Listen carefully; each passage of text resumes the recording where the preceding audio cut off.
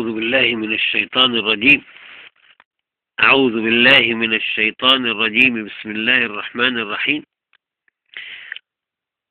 ما زلنا في ختمة الأزرق الأولى عن ورش على طول البدل وفتح ذات الياء، ولم نسجل في هذه الختمة سورتين، سورة ياسين ولا سورة الدخان، لأنهما ولا فصلت، لأن هذه الصور مسجلة مع بعضها في الأربع الصور ياسين وفصلت والدخان والفرقان، التي أوصى بها النبي صلى الله عليه وسلم بقراءتها ليلة الجمعة لكل من أراد أن يفتح الله له باب القرآن. ومن المستحسن أن تكون في صلاة كل ليلة جمعة عندك من أول الليل لغاية آخره، تقراهم وتدعي إن ربنا يسهل لك القرآن. وإن شاء الله هذا الحديث مجرب عندي وعند كل من سلك طريقي، ولكني أرى بعض المتخصصين في الطرق يدخل في متاهات ويبعد عن الحقيقة ويجيب روايات فيها ترتيب مغير، إنما الترتيب ده صح ومجرب: ياسين، فصلت، الدخان، الفرقان، رغم أنف اللي بيقولوا إن في تنكيس في هذا الترتيب. ونبدأ الآن بقى تسجيل سورة الجاثية وما بعدها الأحقاف وحتى آخر سورة محمد إن شاء الله تعالى، والله المستعان. أعوذ بالله من الشيطان الرجيم. بسم الله الرحمن الرحيم. حميم، تنزيل الكتاب من الله العزيز الحكيم. إن في السماوات والأرض لآيات للمؤمنين.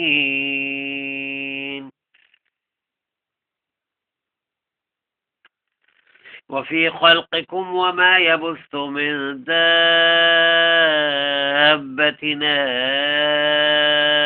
آيات لقوم يوقنون. واختلاف الليل والنهار وما أنزل الله من السماء من رزق فأحيا به الأرض بعد موتها وتصريف الرياح آيات لقوم يعقلون. تلك آيات الله نتلوها عليك بالحق، فبأي حديث بعد الله وآياته يؤمنون.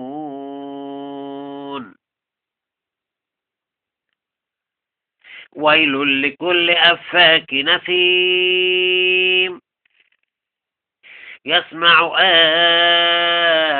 آيات الله تتلى عليه ثم يصر مستكبرا كأن لم يسمعها فبشره بعذاب أليم. وإذا علم من آياتنا شيئا اتخذها هزؤا أولئك لهم عذاب مهين.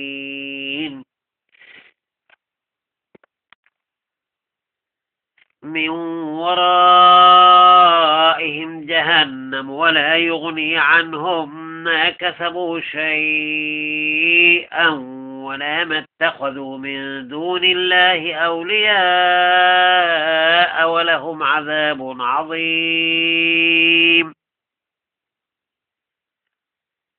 هذا هدى والذين كفروا بآيات ربهم لهم عذاب من رجز أليم. والذين كفروا بآيات ربهم لهم عذاب من رجز أليم. الله الذي سخر لكم البحر الله الذي سخر لكم البحر لتجري الفلك فيه بأمره ولتبتغوا من فضله ولعلكم تشكرون.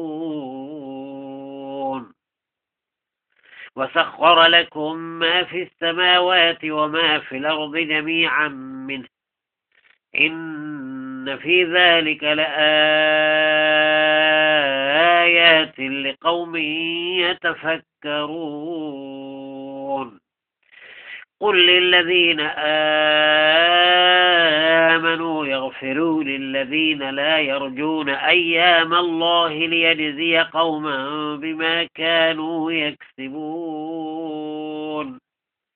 من عمل صالحا فلنفسه ومن أساء فعليها ثم إلى ربكم ترجعون. قل للذين آمنوا يغفروا للذين لا يرجون أيام الله ليجزي قوما بما كانوا يكسبون. من عمل صالحا فلنفسه ومن أساء فعليها ثم إلى ربكم ترجعون. ولقد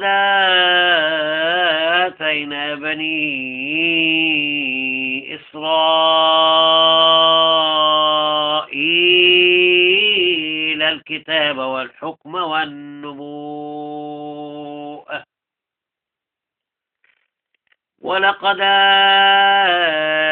آتينا بني إسرائيل الكتاب والحكم والنبوءة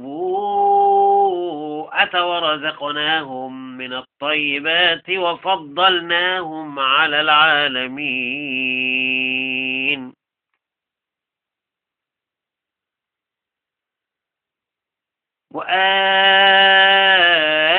وآتيناهم بينات من الأمر فما اختلفوا إلا من بعد ما جاءهم العلم بغيا بينهم إن ربك يقضي بينهم يوم القيامة فيما كانوا فيه يختلفون.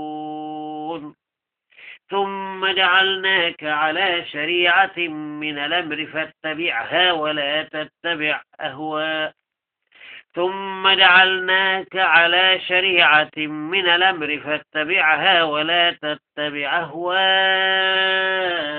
الذين لا يعلمون إنهم لن يغنوا عنك من الله شيئا وإن الظالمين بعضهم أولياء بعض والله ولي المتقين. هذا بصائر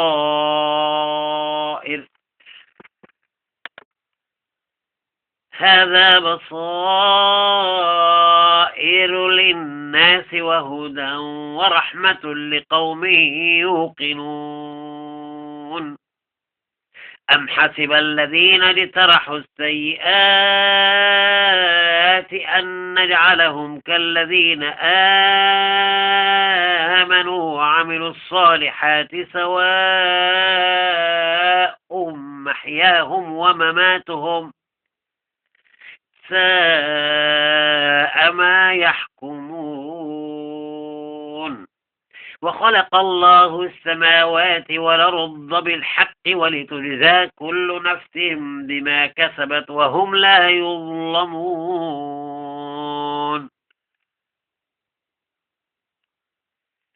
أفرأيت من اتخذ إلهه هواه وأضله الله على علم وختم على سمعه وقلبه وجعل على بصره غشاوة أفرأيت من اتخذ إلهه هواه وأضله الله على علم وختم على سمعه وقلبه وجعل على بصره غشاوة فمن يهديه من بعد الله أفلا تذكرون وقالوا ما هي إلا حياتنا الدنيا نموت ونحيا وما يهلكنا إلا الدهر وما لهم بذلك من علم إن هم إلا يظنون وإذا تتلى عليهم آياتنا بينات ما كان حجتهم وإذا تتلى عليهم آياتنا بينات ما كان حجتهم إلا أن قالوا ائتوا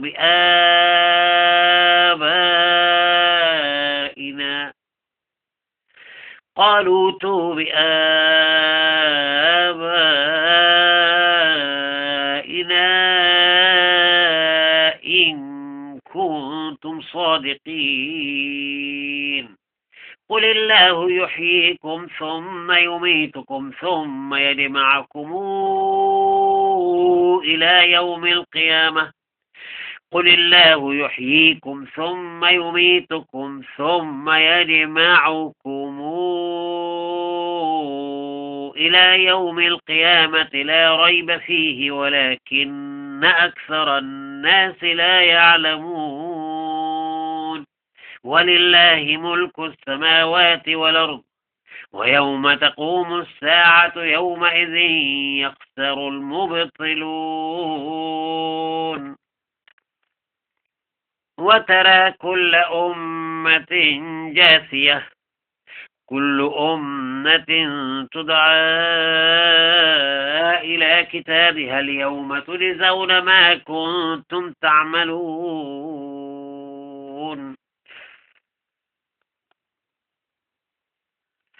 هذا كتابنا ينطق عليكم بالحق إنا كنا نستنسخ ما كنتم تعملون فأما الذين آمنوا وعملوا الصالحات فيدخلهم ربهم في رحمته ذلك هو الفوز المبين وأما الذين كفروا أفلم تكن آياتي تتلى عليكم فاستكبرتم وكنتم قوما مجرمين وإذا قيل إن وعد الله حق والساعة لا ريب فيها قلتم ما ندري ما الساعة إن نظن إلا ظنا وما نحن بمستيقنين وبدا لهم سيئات ما عملوا وحاق بهم ما كانوا به يستهزئون وقيل اليوم ننساكم كما نسيتم لقاء يومكم هذا ومأواكم النار وما لكم من ناصرين ذلكم بأنكم اتخذتم آيات الله هزؤا وغرتكم الحياة الدنيا فاليوم لا يخرجون منها ولا هم يستعتبون فلله الحمد رب السماوات ورب الأرض رب العالمين وله الكبرياء في السماوات والأرض وهو العزيز الحكيم.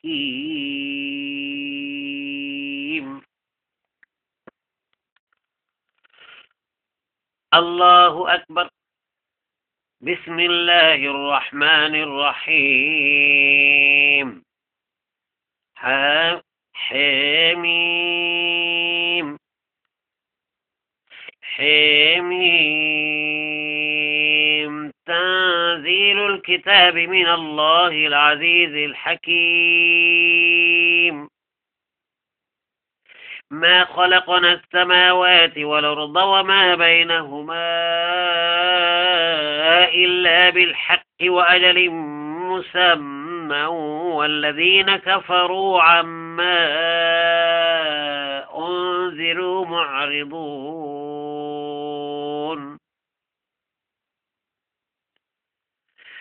قل رأيتم ما تدعون من دون الله أروني ماذا خلقوا من الأرض أم لهم شرك في السماوات. قل رأيتم ما تدعون من دون الله أروني ماذا خلقوا من الأرض أم لهم شرك في السماوات ائتوني بكتاب من قبل هذا أو أثارة من علم إن كنتم صادقين.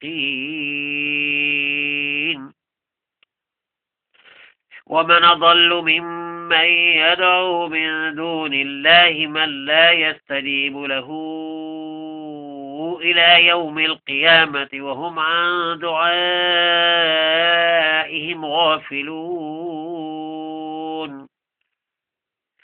وإذا حشر الناس كانوا لهم أعداء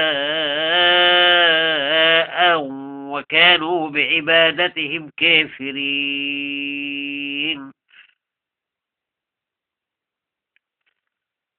وإذا تتلى عليهم آياتنا بينات قال الذين كفروا للحق لما جاءهم هذا سحر مبين. أم يقولون افتراه قل إن افتريته فلا تملكون لي من الله شيئا هو أعلم بما تفيضون فيه كفى به شهيدا بيني وبينكم وهو الغفور الرحيم. قل ما كنت بدعا من الرسل وما أدري ما يفعل بي ولا بكم إن أتبع إلا ما يوحى إلي وما أنا إلا نذير مبين.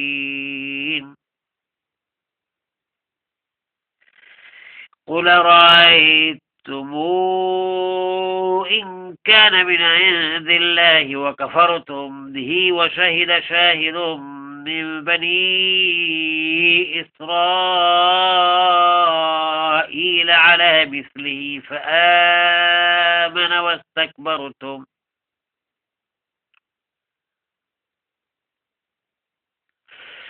قل رأيتم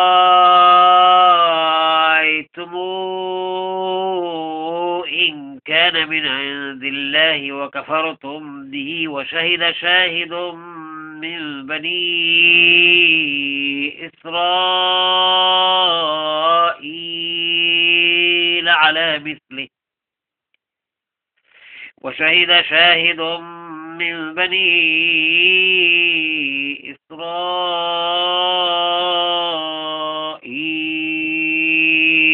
على مثله فآمن واستكبرتم إن الله لا يهدي القوم الظالمين.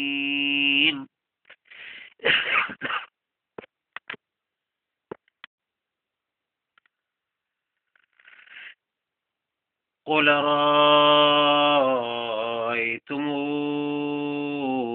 إن كان من عند بالله وكفرتم به وشهد شاهد من بني إسرائيل على مثله من بني إسرائيل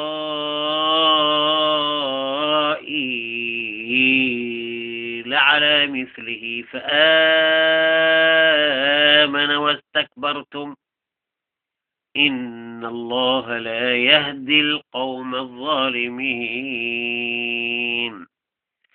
وقال الذين كفروا للذين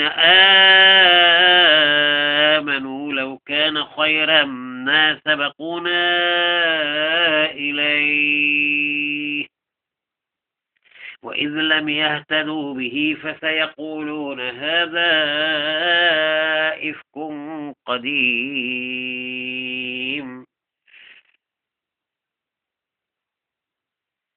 ومن قبله كتاب موسى إماما ورحمة وهذا كتاب مصدق لسانا عربيا لتنذر الذين ظلموا وبشرى للمحسنين. إن الذين قالوا ربنا الله ثم استقاموا فلا خوف عليهم ولا هم يحزنون أولئك أصحاب الجنة خالدين فيها جزاء بما كانوا يعملون.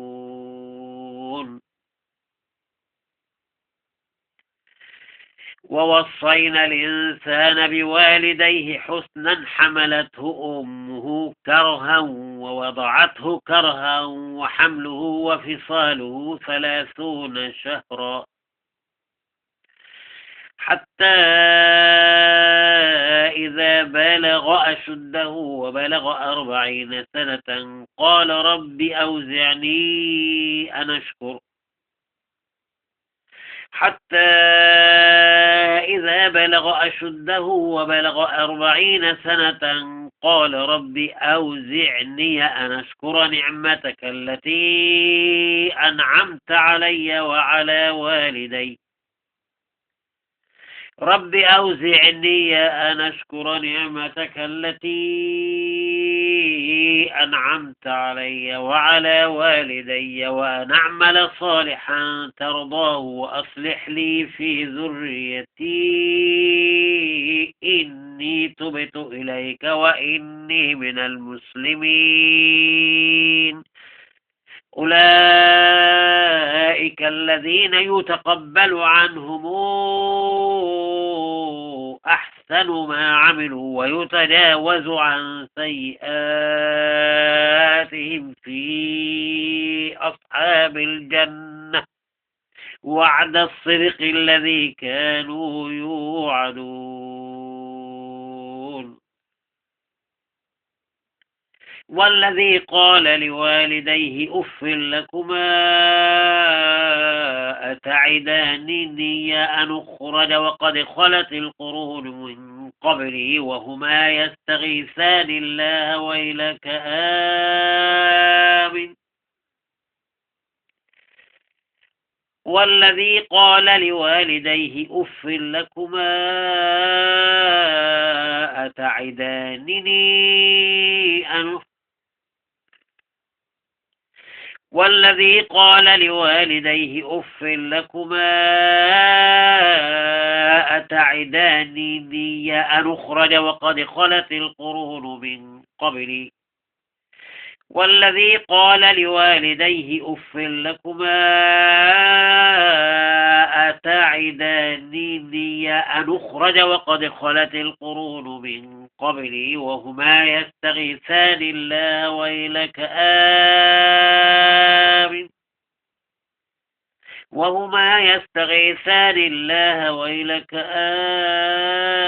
آمن إن وعد الله حق فيقول ما هذا إلا أساطير الأولين. أولئك الذين حق عليهم القول في قد خلت من قبلهم من الجن والإنس إنهم كانوا خاسرين. ولكل درجات مما عملوا ولنوفيهم أعمالهم وهم لا يظلمون. ويوم يعرض الذين كفروا على النار أذهبتم طيباتكم في حياتكم الدنيا واستمتعتم بها فاليوم تجزون عذاب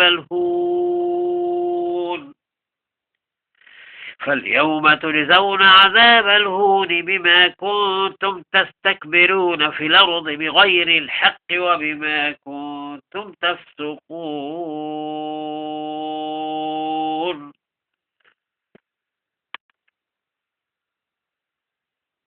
واذكر أخا عاد إذ أنذر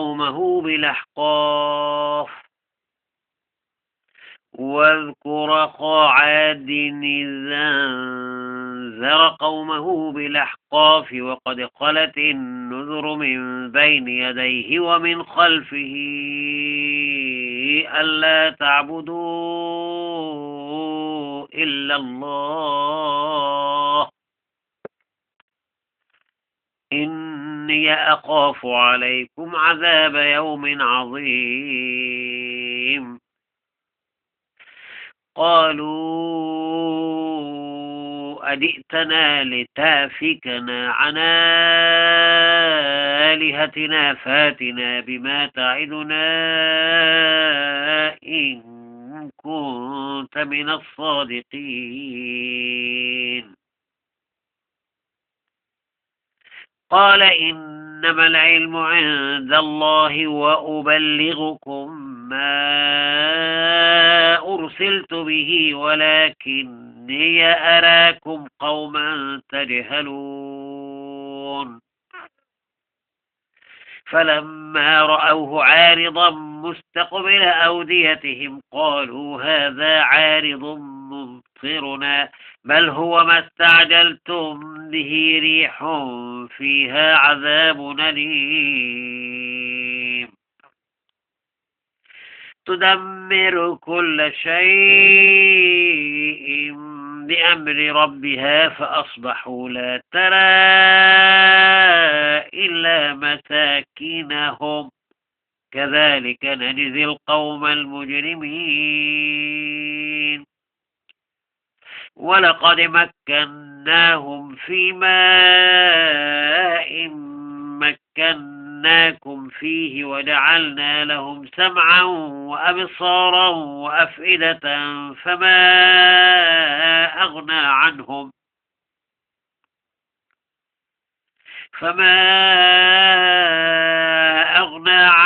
سمعهم ولا أبصارهم ولا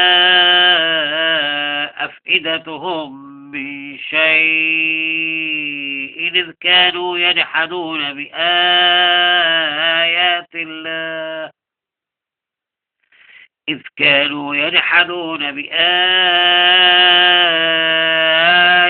الله وحاق بهم ما كانوا به يستهزئون.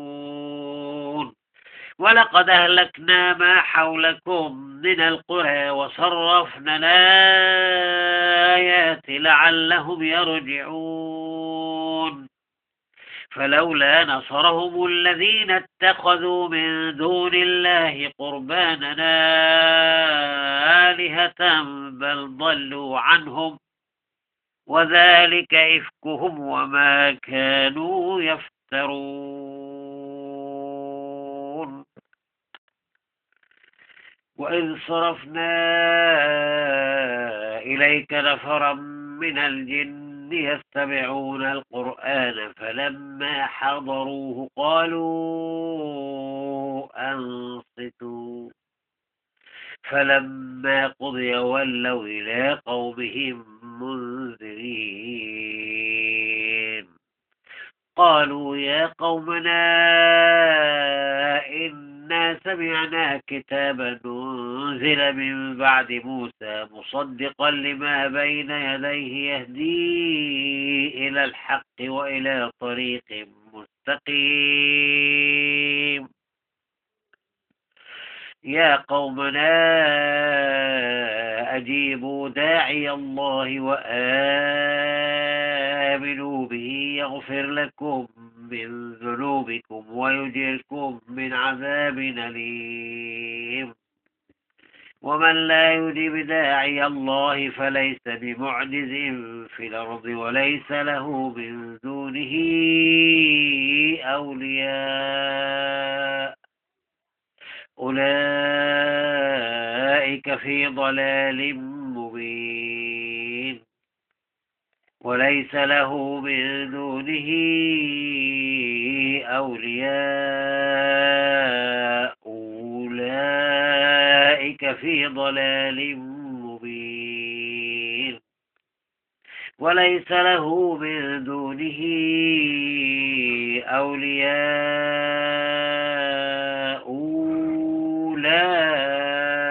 أولئك في ضلال مبين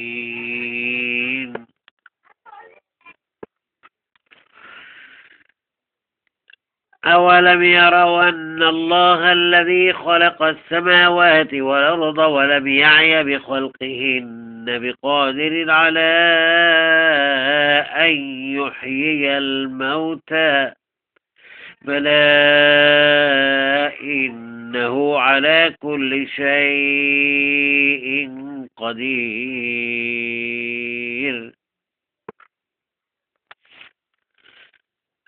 أولم يروا أن الله الذي خلق السماوات والأرض ولم يعي بخلقهن بقادر على أن يحيي الموتى بلى إنه على كل شيء قدير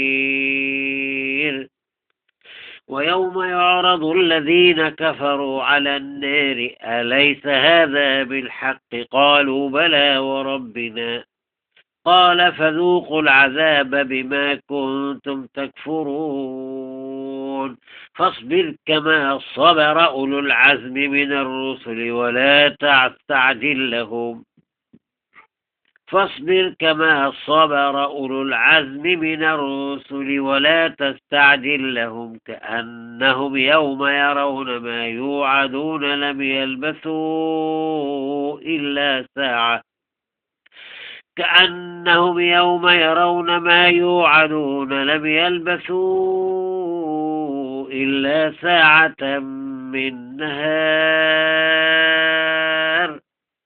بلاغ فهل يهلك إلا القوم الفاسقون صدق الله العظيم.